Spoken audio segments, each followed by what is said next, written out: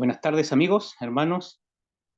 Damos gracias nuevamente por estar acá y poder presentar este mensaje llamado Evangelio, el cual es el centro de las Sagradas Escrituras, de la Palabra de Dios, el Evangelio que nos habla acerca de nuestro Señor Jesucristo.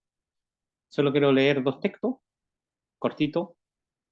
Se encuentra en Hechos 16, 30 y 31, cuando un hombre allí en Filipo, un carcelero así llamado, se le llama, le pregunta a dos hombres de Dios, a Sila y a Pablo, estos hombres que predicaban el Evangelio, anunciaban el Evangelio, y por anunciar el Evangelio ellos fueron presos, pero ahora ya están sueltos eh, a raíz de un milagro. Entonces un hombre le pregunta a estos hombres: ¿qué debo hacer para ser salvo?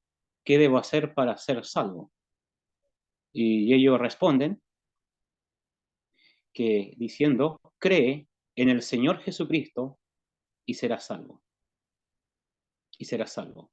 También Hechos 4:12, hablando del Señor Jesucristo, que, que Él es la piedra principal, y, y hablándonos de Él, entonces Pedro, el apóstol, le dice a sus oyentes que en ningún otro hay salvación. En ningún otro hay salvación. Entonces Pablo dice: cree en el Señor Jesucristo y serás salvo, porque en ningún otro hay salvación. Esto no dice las Escrituras. Dios nos habla de una salvación, de una salvación. Dios dice que Él quiere que todos los hombres sean salvos. Él quiere que todos los hombres sean salvos, vengan al conocimiento de la verdad. Esta palabra salvación quiere decir rescatar, rescatar a alguien, salvar a alguien. Y eso nos implica, nos enseña que hay un problema, hay un peligro, hay un peligro. Por ejemplo, si alguien se está ahogando, un pequeñito suyo, una pequeñita, algo se está ahogando, ya sea en el mar, en una piscina, en un río. Entonces, este niño, este jovencito, niñita, no sé cómo, puede usted pensar, imaginarse, un ser querido suyo, se está ahogando ahí. Entonces, este niño está en problema, ¿verdad? Está en peligro. Necesita algo, necesita él. No necesita alimento, no necesita ropa, no necesita salud, lo que necesita es ser salvada de allí, necesita ser salvada de morir ahogada. Entonces, alguien ve su peligro, ve el problema, acude al rescate, y entonces salva a este niño o niña de ese peligro.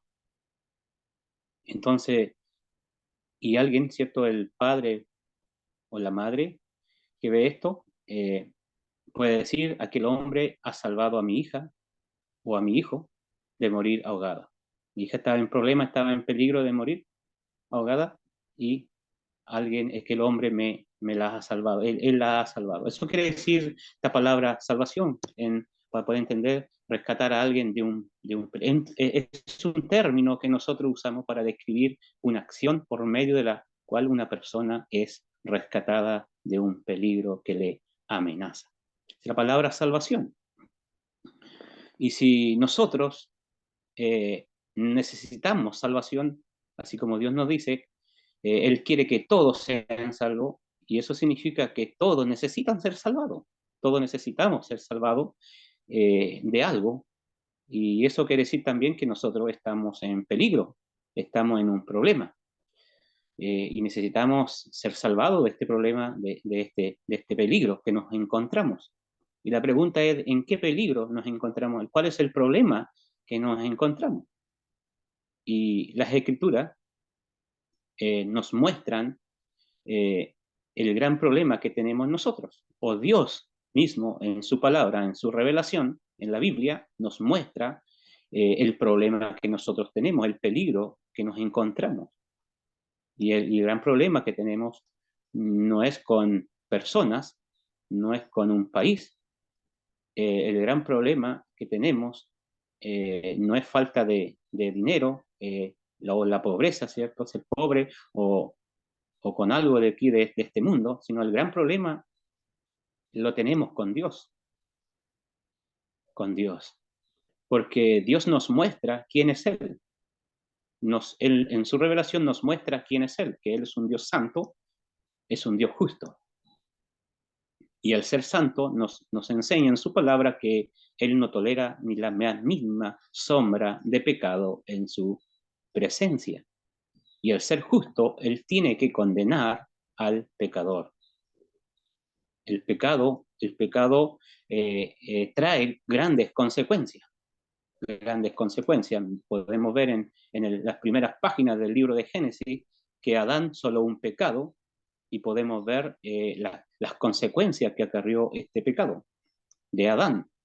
Adán pecó una sola vez, una pequeña mancha en su historial, y podemos ver que Dios eh, tuvo que echarlo de su presencia, destituirlo de su gloria.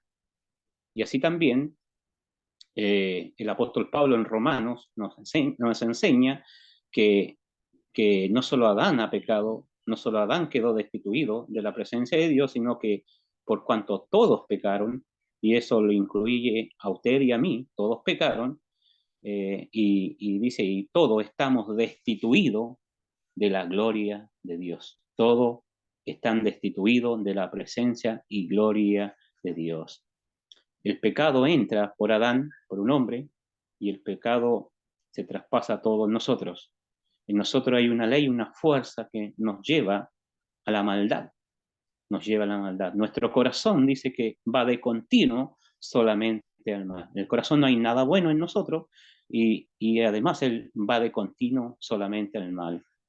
Citando Génesis 6, también Génesis 8, 21 dice que el hombre es malo desde la juventud, desde pequeño. Si leemos los Salmos, Isaías también dice que somos malos, somos pecadores desde el vientre, que cuando nacemos no descarriamos de adentro. O sea, y el mismo David en un salmo dice, en pecado me concibió mi madre, en pecado, en pecado. Somos malos desde pequeños. Por eso que a los niños se les enseña lo bueno, no se les enseña lo malo. Ellos de pequeñito traemos eso de pequeño. Y el pecado es como la levadura. No se nota, pero después va aumentando cada vez más. Eh, Cuando pequeño se nota más, pero después no se nota mucho.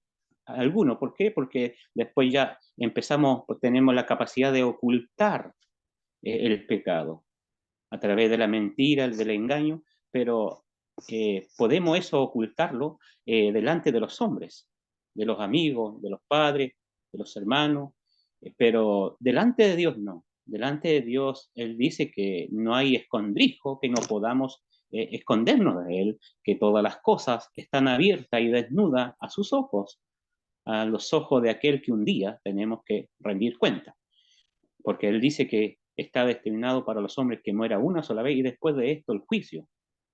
Y ahí Dios sacará a luz todos nuestros pensamientos, ellos, aquellos que quizás estaban ocultos, ¿verdad? Pero un día saldrán a la luz. Dios sabe lo que hacemos, Dios sabe lo que pensamos, lo que maquinamos, lo que hay en nuestros corazones.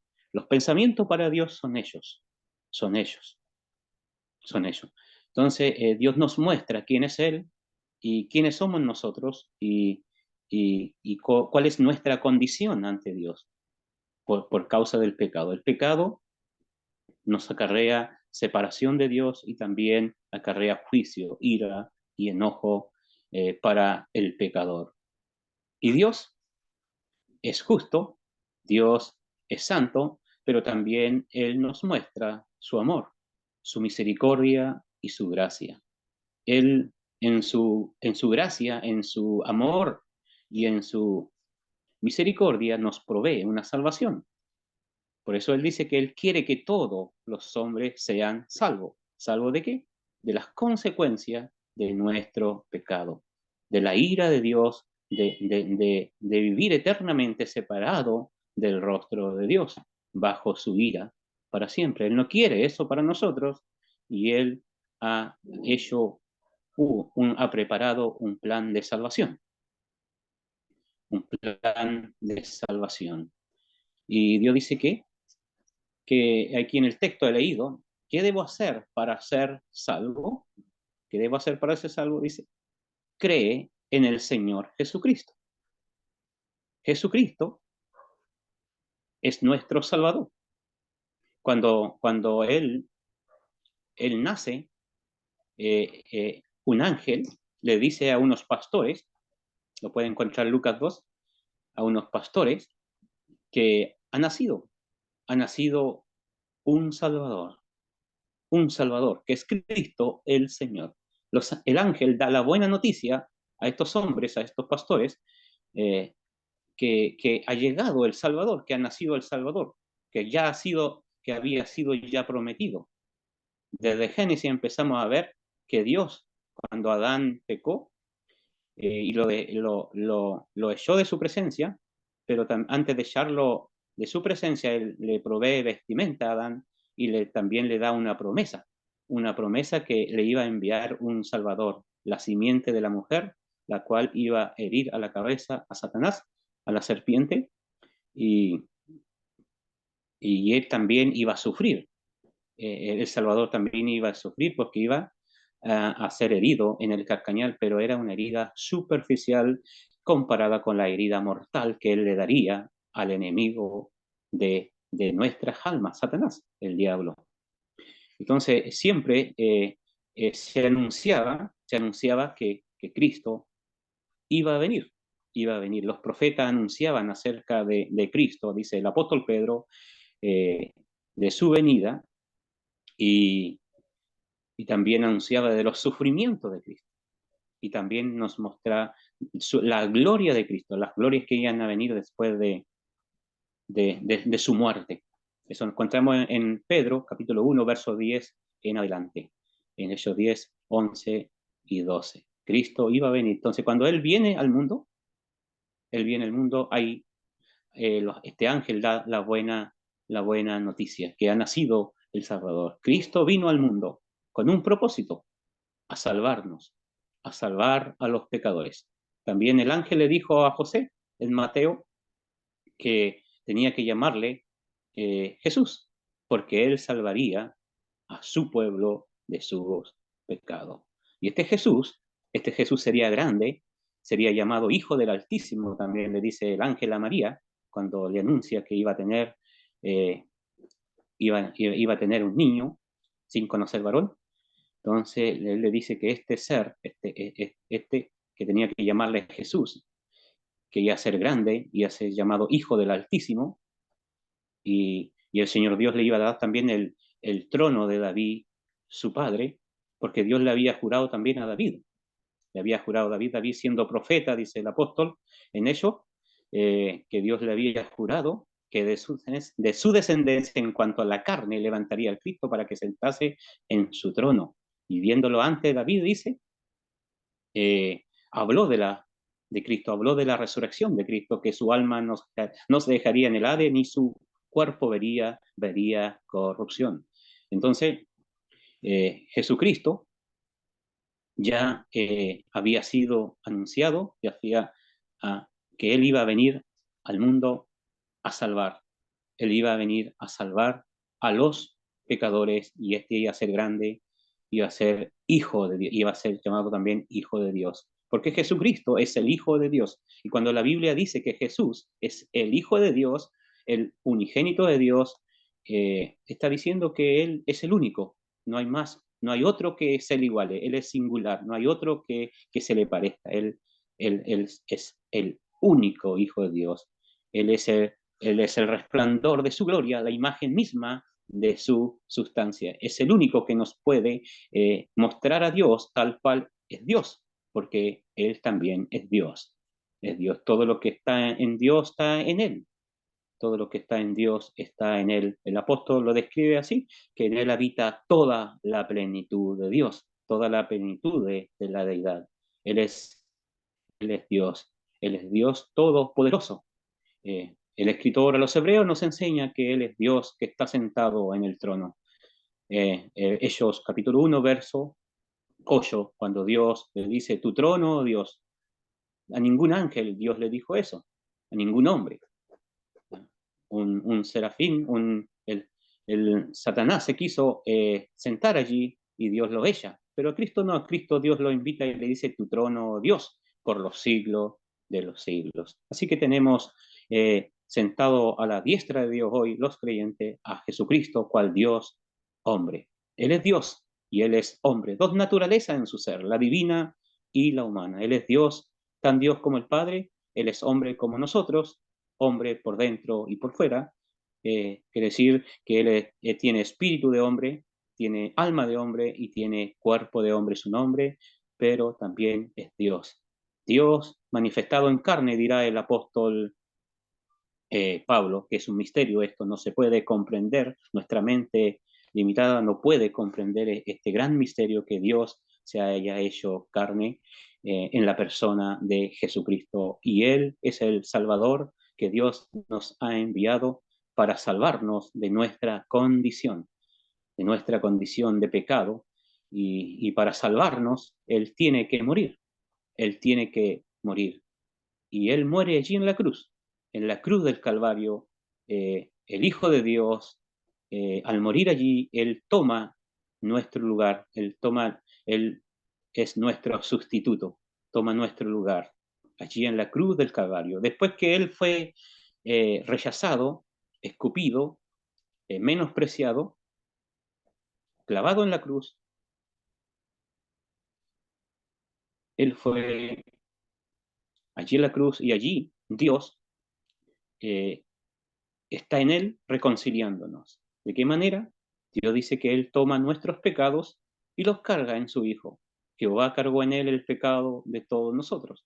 Pensemos en esto, que los pecados que nosotros hemos hecho, ya sean malos pensamientos, malos actos, malas palabras, malas acciones, eh, eh, estos pecados Dios los toma, y estos pecados que a nosotros nos carrean ira, enojo, enemistad con Dios, separación de Dios, estos pecados son tomados y son cargados en Jesucristo, el cual no hizo pecado. Él es santo, Él es justo, Él es perfecto, Él es el Hijo de Dios, en quien Dios tiene contentamiento, en quien Dios se complace.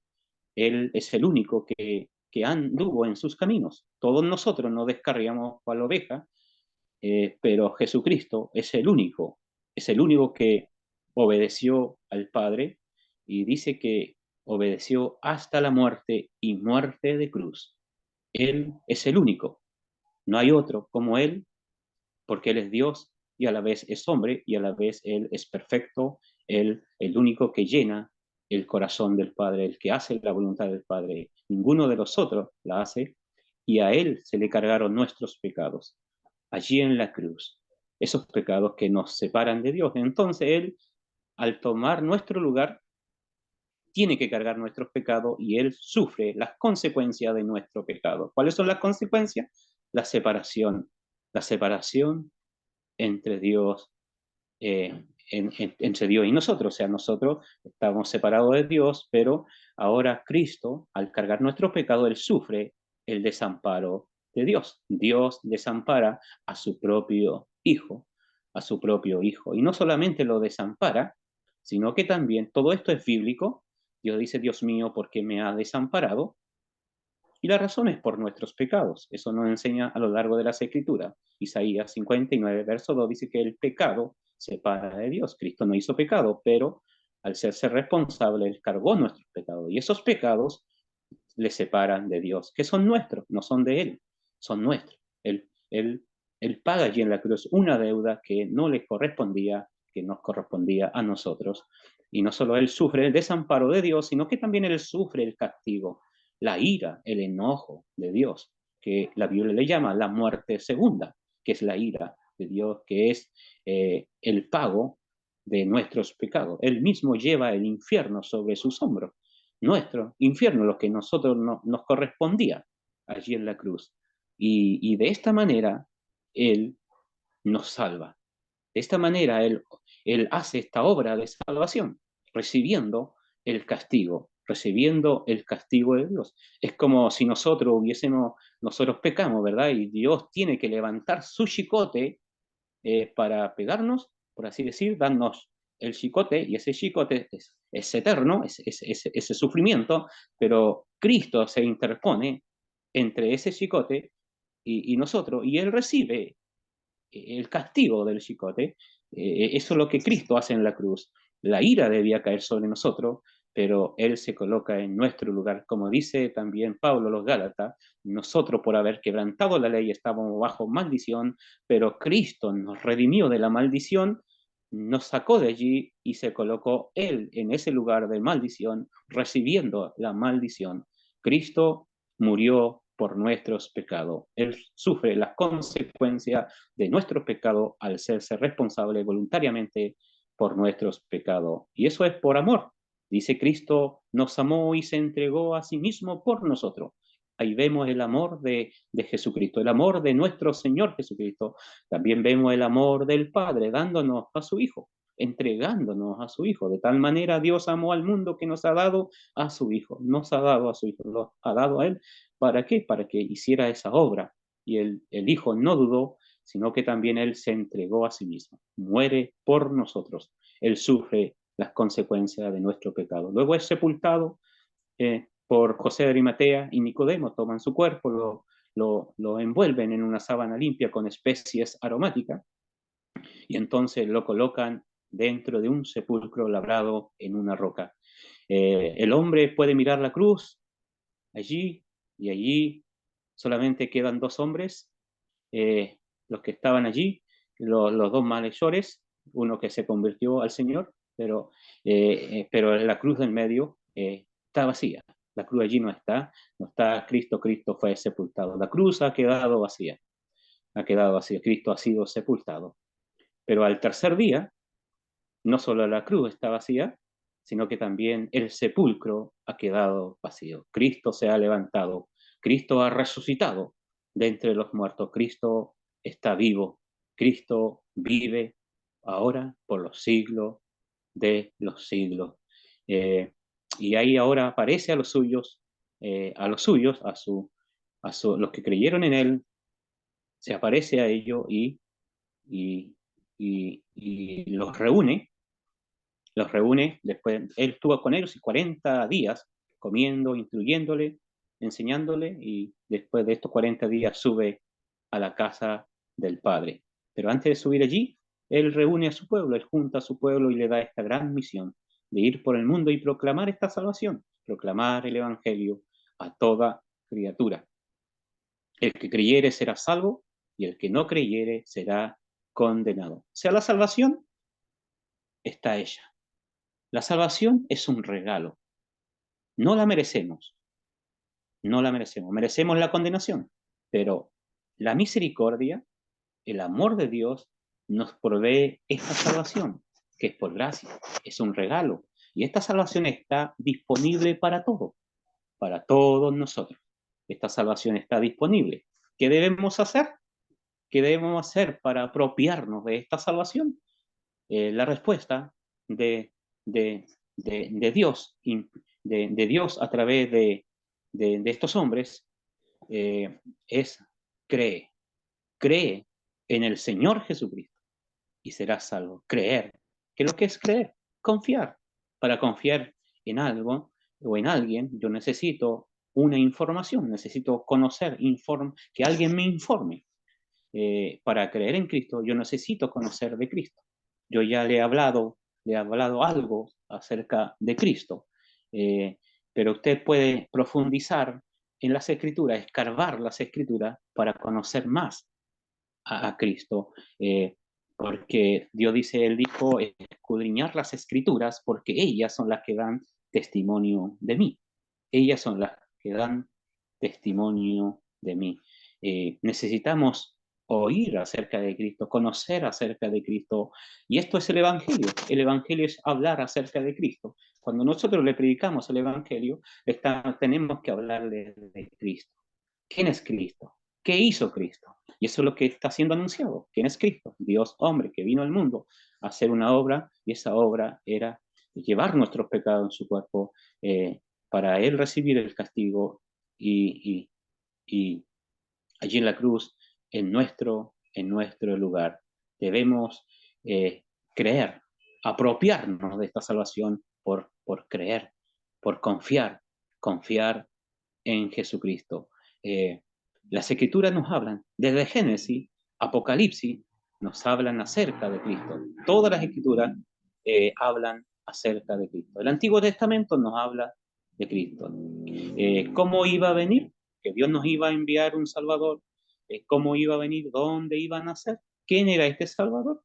Las Escrituras nos enseñan. Por ejemplo, Isaías nos dice que Él era el Dios fuerte, el príncipe de paz, el consejero. Él iba a nacer de una mujer virgen. Pero Él era el Dios fuerte, cuyas salidas son desde el principio hasta los días de la eternidad, dirá Miquías. Cuando Él nació allí en Belén vinieron unos magos para adorarle. Entonces preguntan estos hombres cuando llegan allí, ¿dónde ha nacido el rey de los judíos? ¿Dónde? Entonces eh, Herodes se turbó allí con toda la ciudad.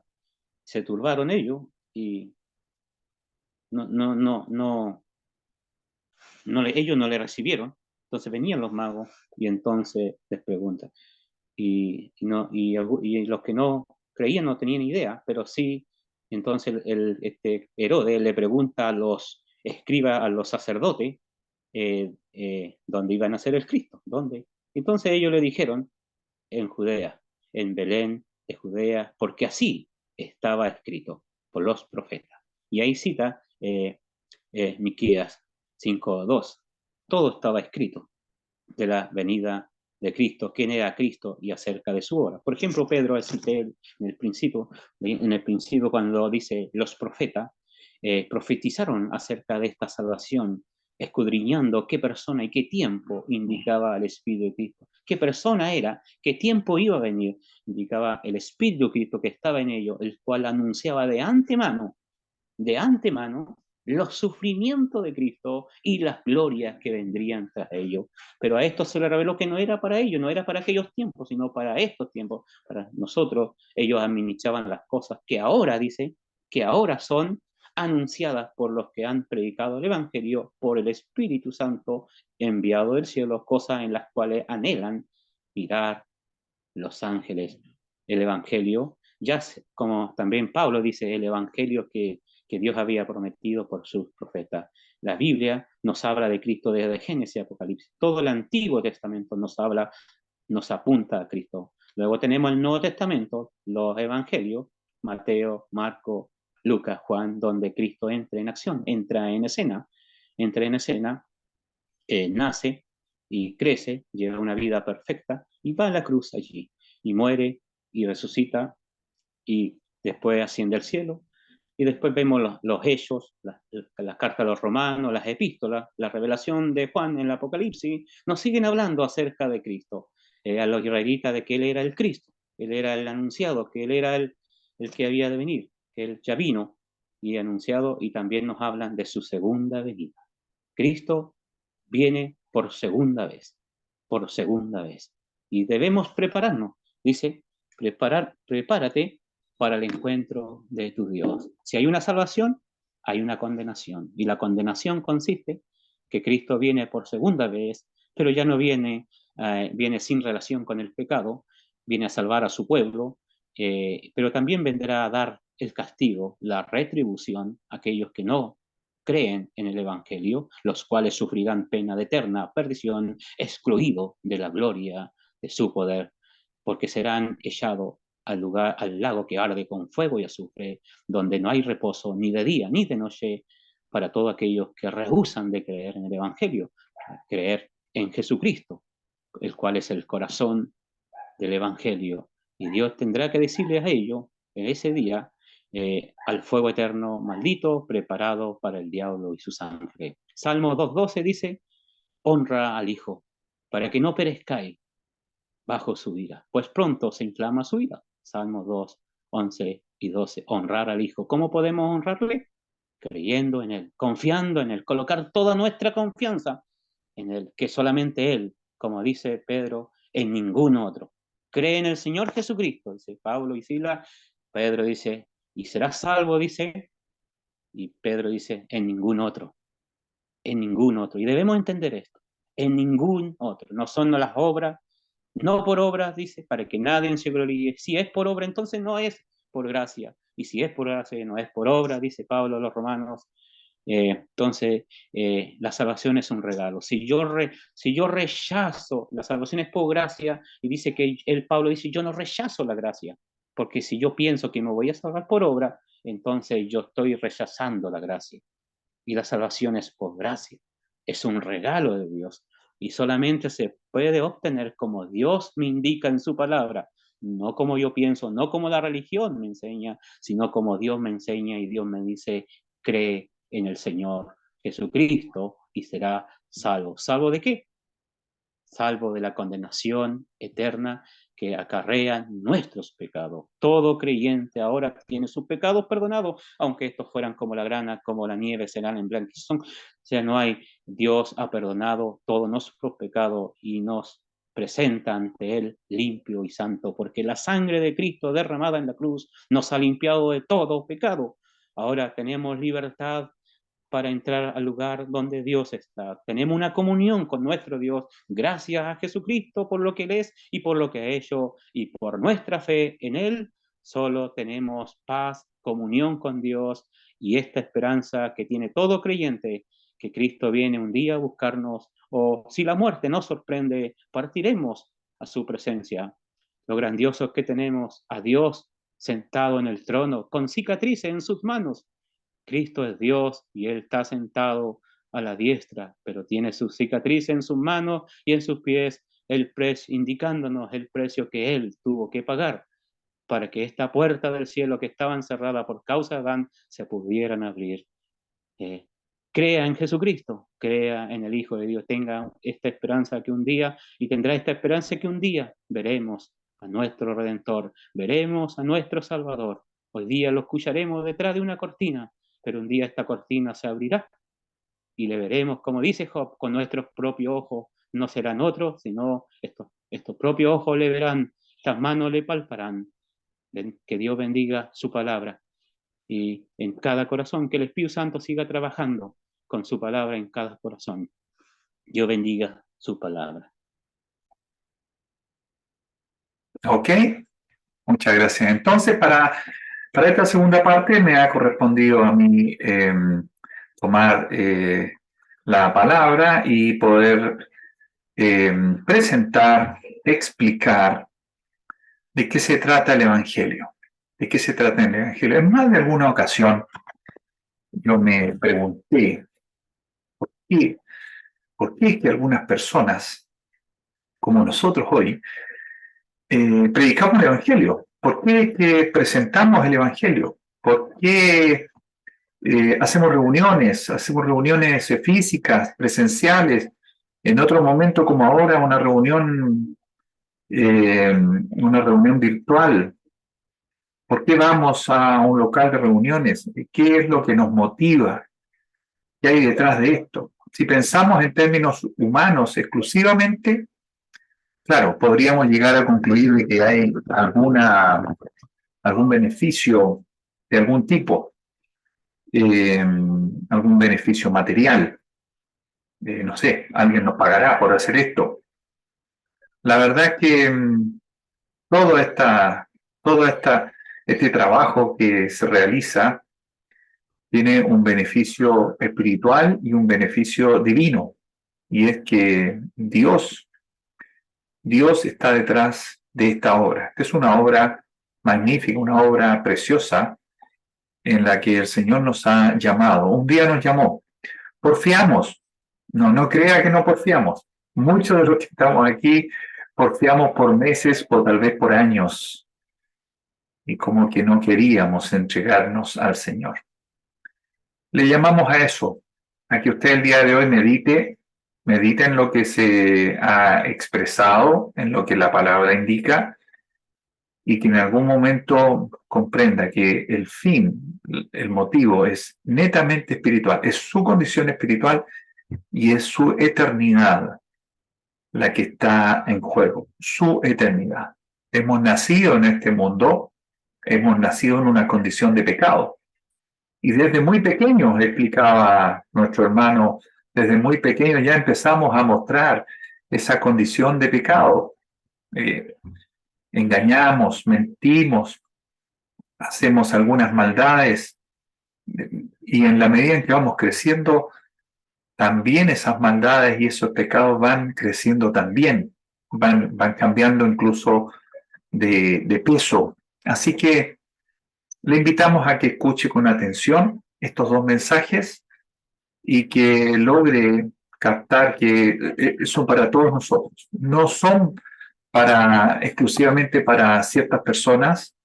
Por ejemplo, yo sé que hay hermanos creyentes que van a las cárceles a convertir a personas, a predicar el Evangelio y se convierten en personas, se convierten en cristianos, en creyentes en la cárcel. Y es una obra tremenda, es una obra tremenda. O sea, realmente yo no lo he hecho y no sé si lo haría, les prometo. Pero en la cárcel no es el único lugar donde están los pecadores, estamos en todas partes. Parece que en la cárcel están los más pecadores, pero no se deje engañar, porque pecados que parecen pequeños y que no son delitos frente a la sociedad, delante de Dios son tan o más graves como esos delitos graves que se cometen y que merecen cárcel del punto de vista humano. Para esta segunda parte vamos a leer un pasaje conocido. Les voy a compartir la pantalla. Ahí está. Les comparto la pantalla con un texto que está en Mateo 12. Déjenme ver, tengo acá introducción. A ver, nuestro Señor, nuestro Señor Jesús, de quien estamos hablando hoy, hizo muchos milagros, muchos milagros. En los evangelios, si podemos enumerarlos, se mencionan 38, si no he contado mal, 38 milagros, aun cuando, si vamos a ver en más de una ocasión, en particular, por ejemplo, en Juan capítulo 20, se indica que hizo muchísimos más, que no cabrían en muchos libros la cantidad de milagros que hizo el Señor. Hay uno de estos milagros, y solo uno, que está mencionado en los 4 evangelios. Solo uno, ¿ya? No es del que vamos a hablar hoy día, sino que vamos a hablar del siguiente milagro que hizo el Señor. Pero el milagro que está mencionado en los 4 evangelios es la alimentación de 5.000 personas. 5.000 personas. Es tremendo, es un evento extraordinario, 5.000 personas y tal vez más, y que son alimentadas por el Señor con una pequeñísima cantidad de alimentos, panes y peces. Una cosa extraordinaria y que tal vez las personas, los 5.000 no se dieron cuenta, pero los discípulos del Señor sí se dieron cuenta. Ellos sabían la poca cantidad de comida que había y el Señor les da a comer a todos y llega a sobrar. Entonces los discípulos sí ya estaban observando en el Señor algunas características muy especiales. Ellos estaban entendiendo que este maestro no era un profeta más, era especial. ¿Ok? Este es el milagro que está en los 4 evangelios. Luego de este milagro, se produce un evento que es un poco más íntimo. Ya no habían 5.000 y tantas personas. Estaban los discípulos, los 12 probablemente. Ya tal vez andaba alguien más, pero es un evento bastante más íntimo.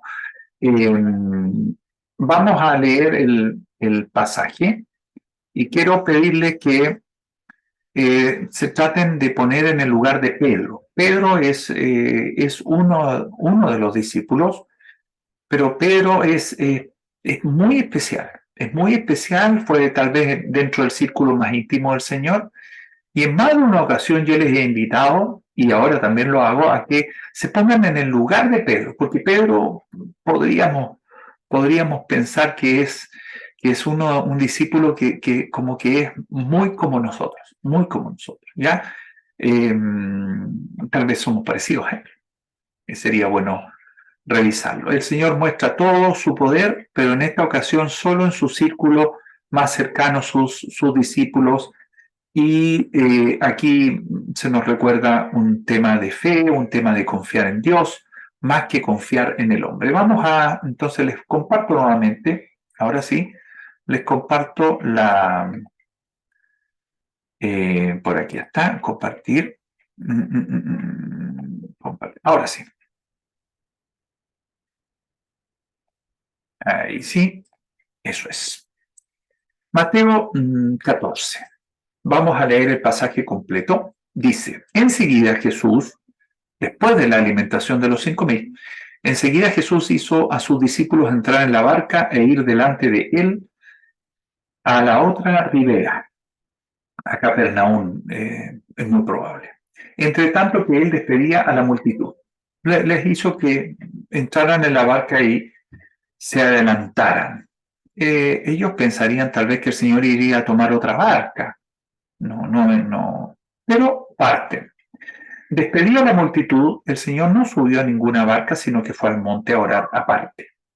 Y cuando llegó la noche, estaba allí solo. Y ya la barca estaba en medio del mar, con los discípulos solamente, azotada por las olas, porque el viento era contrario. Mas a la cuarta vigilia de la noche, Jesús vino a ellos andando sobre el mar. Y los discípulos viéndole andar sobre el mar, se turbaron diciendo, ¡un fantasma! Y dieron voces de miedo. Pero enseguida Jesús les habló diciendo, tened ánimo, soy yo, no temáis. Entonces le respondió Pedro y dijo, fíjense que Pedro no le creyó que era él. Señor, le dice, si eres tú, el Señor acaba de decir, soy yo. Pero Pedro le dice, Señor, si eres tú, manda que yo vaya a ti sobre las aguas. Y él dijo, ven. Y descendiendo Pedro de la barca, andaba sobre las aguas para ir a Jesús. Pero el fuerte viento, pero al ver el fuerte viento, tuvo miedo. Y comenzando a hundirse, dio voces diciendo, Señor, sálvame. Al momento Jesús, extendiendo la mano, asió de él y le dijo, hombre de poca fe, ¿por qué dudaste? Y cuando ellos subieron en la barca, se calmó el viento.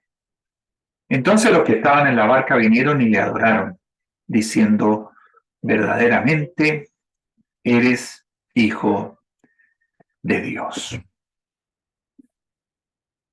Esto que tal vez alguien puede no considerarlo un milagro es a todas luces un milagro.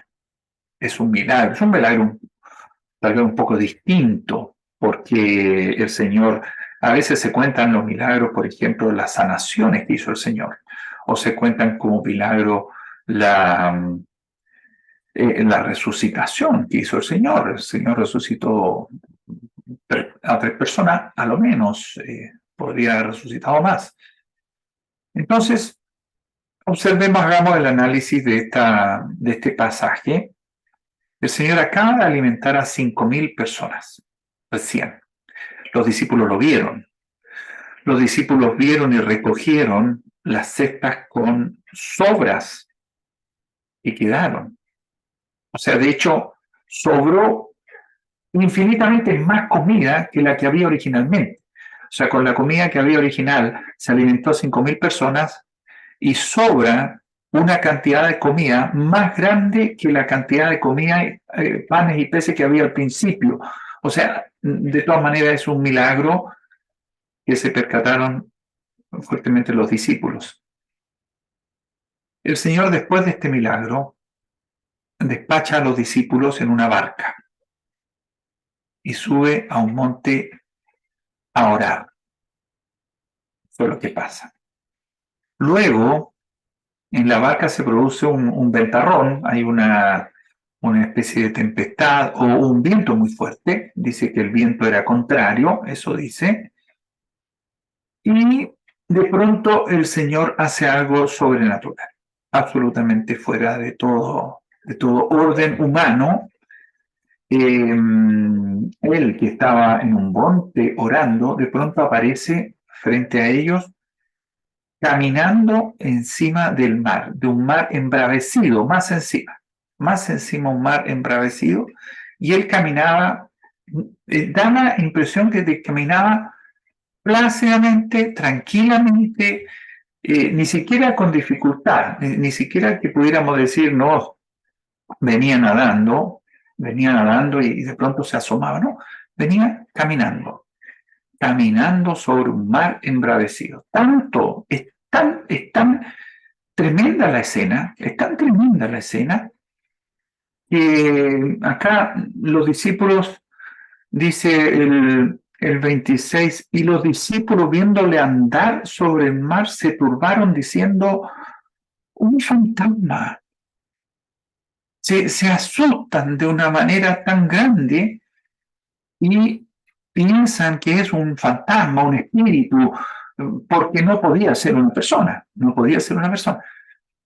Atención, el Señor acababa unas horas atrás de darles de comer a 5.000 personas, por lo tanto el Señor, ellos entienden, ya empiezan a captar que Jesús es especial, y sin embargo ahora que le ven caminando, ellos la primera impresión es que es un espíritu, un fantasma, una aparición extraña. Y dice que dieron voces de miedo, o sea, se desesperaron y empezaron a gritar. El Señor los calma, les dice, soy yo, no te preocupes, soy yo. Ellos lo escuchan. Lo que me gustaría que usted pudiera ponerse en el lugar. Inténtelo. Suponga que está arriba del barco, de la barca. Suponga que logró asustarse en un principio porque había un ventarrón, porque había un viento en contra, y de pronto ve a alguien, una figura de una persona que viene caminando por el agua, lo cual es extrañísimo, no normal. De pronto le parece que es el Señor, porque dice que vino Jesús andando y lo vieron. El Señor les dice, cálmense, tengan ánimo, cálmense, no desfallezcan, no se desmayen. Soy yo, no teman, soy yo. Con lo cual, seguramente ellos lo reconocieron. Sí, pareciera ser el Señor, pero Pedro se adelanta. Pedro, este impetuoso, este Pedro que andaba armado, lo vemos en otro episodio más adelante. Este Pedro que llama al Señor para reconvenirle, decir, Señor, a ti no te puede pasar esto. Este es el Pedro, tiene su personalidad este hombre. No es uno más del montón. Pedro destaca, a veces podríamos pensar que negativamente, pero Pedro es muy sincero. Pedro dice lo que piensa, llega y dice lo que piensa, que a veces es mejor eso a quedarse callado. Y Pedro, cuando el Señor dice, tened ánimo, soy yo, no temáis, ¿qué hace Pedro? Respondió Pedro y le dijo, mira, Señor, le dice, si eres tú. O sea, Pedro no le creyó nada. Cuando el Señor dice yo soy, no tengan temor. Señor, si eres tú, si de verdad eres tú, porque no me queda claro, pero sí Pedro tenía ya un concepto extraordinario de Jesús, porque le dice, si eres tú, si es verdad que tú eres Jesús, manda que yo vaya a ti sobre las aguas. O sea, yo también quiero caminar por el agua. Pedro entendía que si de verdad era el Señor, y por lo tanto venía caminando por el agua, como su Señor era especial, como su Señor había sanado, como su Señor había alimentado gente necesitada, entonces su Señor podía caminar por el agua y por lo tanto también podía hacer que Él caminara por el agua. En eso yo no tengo ninguna duda de que Pedro entendió que si era el Señor, sí, podría haberlo hecho caminar por el agua. Y el Señor, conociendo a Pedro, conociendo esa sinceridad que tiene Pedro de decir, si fuera el Señor el que viene ahí, yo también voy a poder caminar, entonces le dice, ven. Y él dijo, dice el 29, y él dijo, ven, ven. Y Pedro se lanza, Pedro se baja de la barca, dice, descendiendo de la barca, lo hace, o sea, tiene confianza en que es su Señor y que por lo tanto, si le dijo ven, él también va a poder caminar. ¿No le ha pasado eso a usted con estos mensajes cuando le enseñamos y le predicamos del Señor? ¿No le ha pasado que usted siente una confianza en decir, bueno, Jesús murió por mí, entonces yo voy al cielo, si es que yo creo en Él, voy al cielo, él murió por mí y Él perdona mi pecado, entonces hay una primera intención, hay una primera expresión suya de decir, sí, el Señor puede hacerlo, puede llevarme al cielo. Aquí Pedro dice, el Señor puede hacerme caminar por el agua, ¿por qué no? Por supuesto, si Él es poderoso. Y tal vez usted ha pensado en más de una ocasión, yo debo ser creyente, lo más probable es que si yo sea creyente, he escuchado tanto este mensaje que el Señor sí puede llevarme al cielo y puede perdonar mi pecado. Y Pedro baja y empieza a andar sobre el agua y empieza a ir a donde Jesús. Y también usted podría ser que en más de una ocasión ha llegado a decir, soy creyente, creo en Cristo, Él perdonó mi pecado, así que puedo caminar por la vida sabiendo dónde voy, a dónde me dirijo.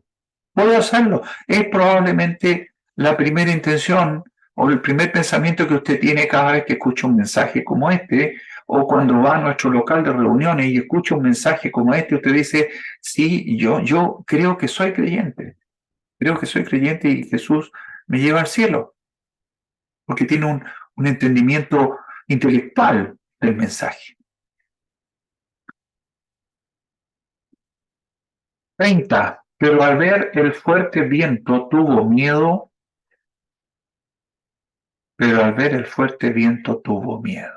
y comienza a hundirse.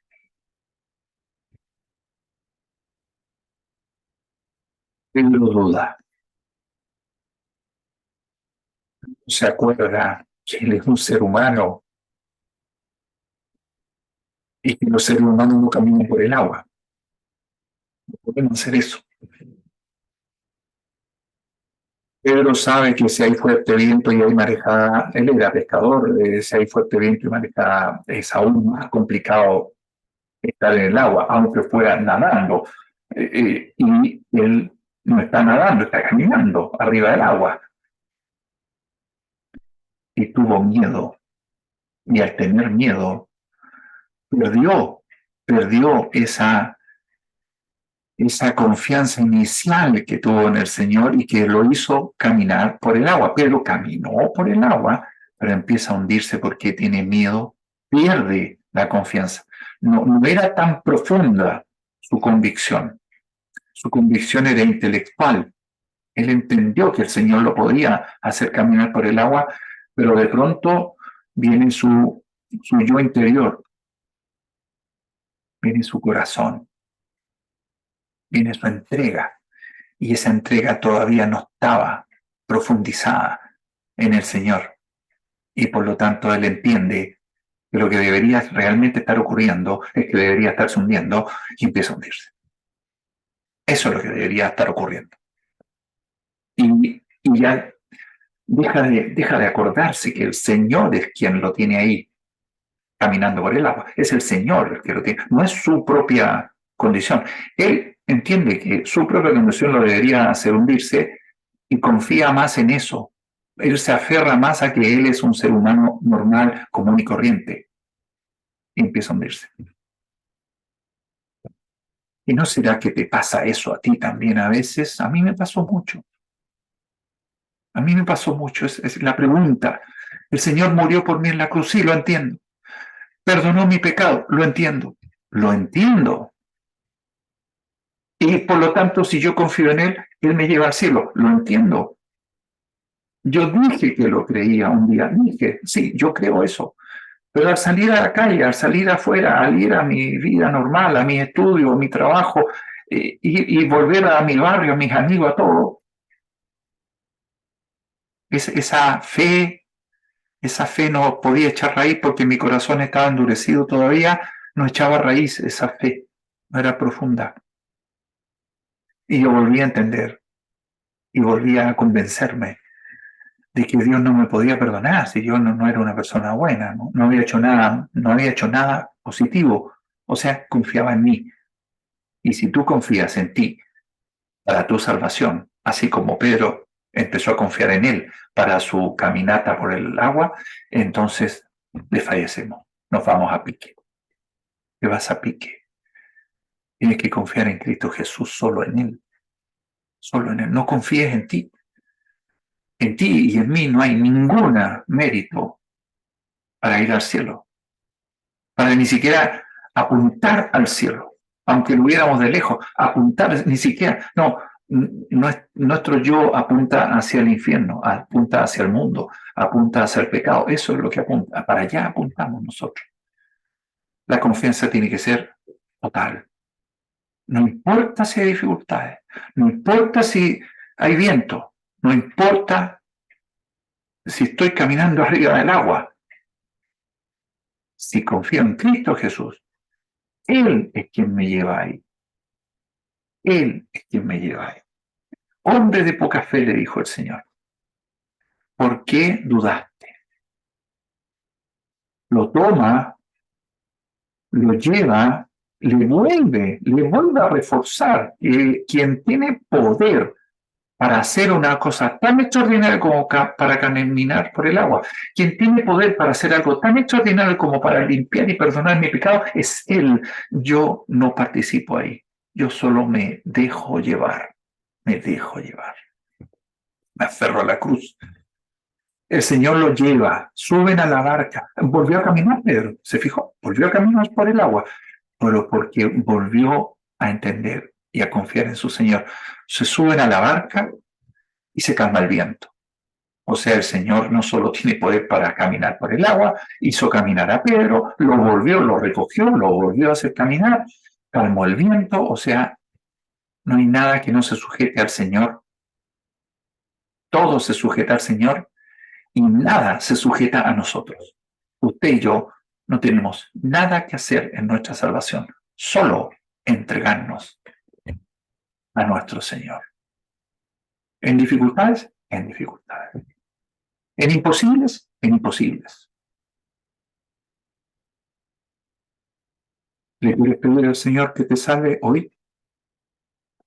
¿Quieres dejar de confiar en ti, en que tú te vas a poder salvar?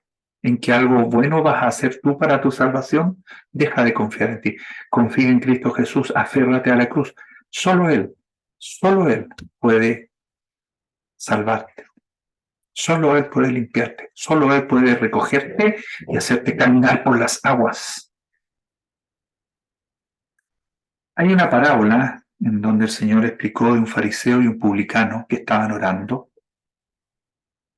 Y la parábola comienza diciendo a unos que confiaban en sí mismos como justos. Ese es algo que tenemos muy adentro de nosotros. Es como hablar de la autoayuda. Yo puedo conmigo mismo y puedo con mi problema. Y en cosas de la vida puede que ocurra, pero en la salvación, en el perdón, en lo que es la eternidad, nosotros no podemos. Solo Cristo Jesús nos hace caminar por el agua de la salvación, y si empezamos a ver los problemas que eso significa, nos vamos a hundir, pero el Señor nos va a asir nuevamente y nos levanta. ¿Y qué tenemos que hacer? Dejarnos llevar por Él. No hay ninguna cosa que nosotros podamos hacer en favor de nuestra propia salvación. Nada. Cristo Jesús nos mantiene salvos, nos mantiene a flote, confiamos en Él y estamos recibiendo algo extraordinario. Pedro caminó por el agua. Nosotros recibimos algo extraordinario. Nuestro camino se dirige al cielo. Es extraordinario. Somos pecadores, pero Dios dice que nos perdona nuestro pecado y nos encamina al cielo, a una eternidad con Él, con Cristo Jesús. Cree en el Señor Jesucristo, solo en Él, no creas en ti, no creas en otra persona, cree en el Señor Jesucristo. Serás salvo de la condenación, perdonará tu pecado y te dirigirás a esa barca con viento calmo y en la presencia y compañía toda una eternidad del Señor. Vamos a orar para terminar nuestra reunión del día de hoy. Dios y Padre, gracias te damos. Tú eres un Padre generoso, amoroso, que ha visto nuestra debilidad y nos ha dado una salvación fundada en Cristo Jesús, en tu Hijo, Padre Celestial. Él es la perfección misma y Él, como único Cordero, único sacrificio, Él y solo Él nos sostiene y nos toma y nos lleva. Gracias te damos, Señor, por este momento en que podemos meditar en tu palabra y que tú nos das la seguridad de que en Cristo Jesús no hundiremos nuestra vida en el pecado, sino que tú nos sacas, nos perdonas, nos redimes y el Señor ha pagado el precio. Gracias te damos y quedamos en tus manos esta tarde, agradecido por la asistencia que hemos tenido y por todas aquellas personas que hemos podido escuchar de tu palabra. Te damos gracias en el nombre del Señor Jesús. Amén.